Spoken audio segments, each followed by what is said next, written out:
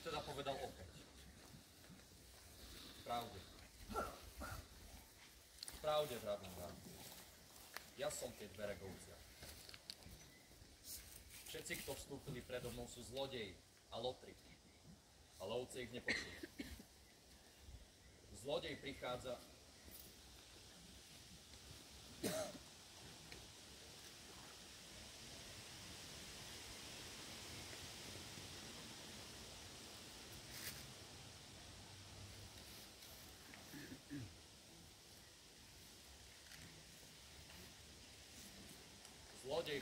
len kradnúť, zabíjať a ničiť.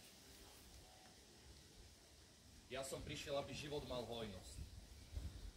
Ja som dobrý pastier. Dobrý pastier dáva život za svoje ovce.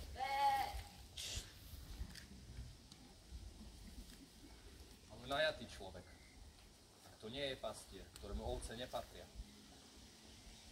keď vidí prichádzať vlka, opúšťa ovce a uteká. Počuli sme slovo Božie.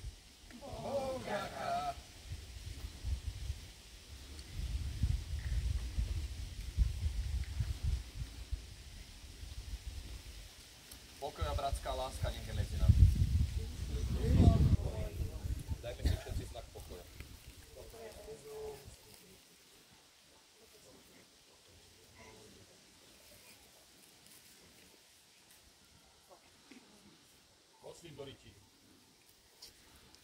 Nech vás žehná všemohúci Boh, Otec i Syn i Duch Svätý. Choďte v mene Pánovom.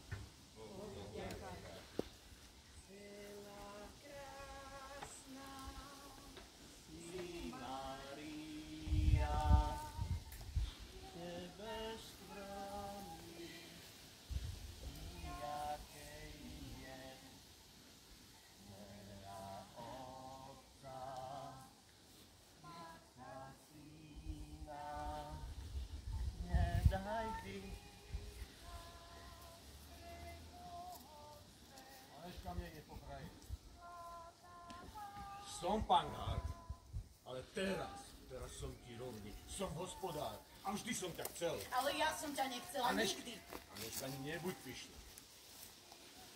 Nie som pyšná. Som vydatá. Za mladého bergu. Toto si chcela. Rodičia ho vybrali.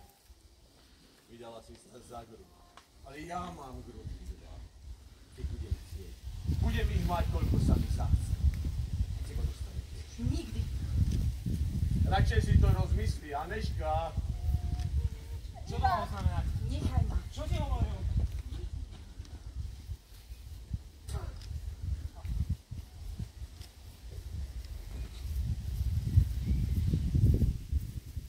Je dobrá úroda.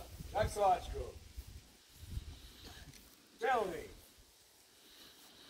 Len pólia máte blízko Pítre. Iskra preskočí, všetko ľahne popolí. Bola škoda, veľká škoda.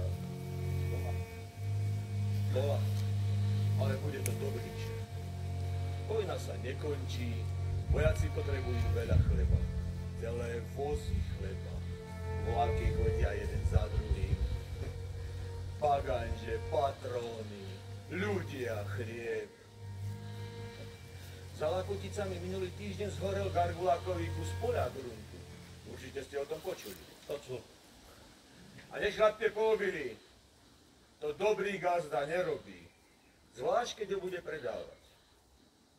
Čo predávať? Takéto veľké pole.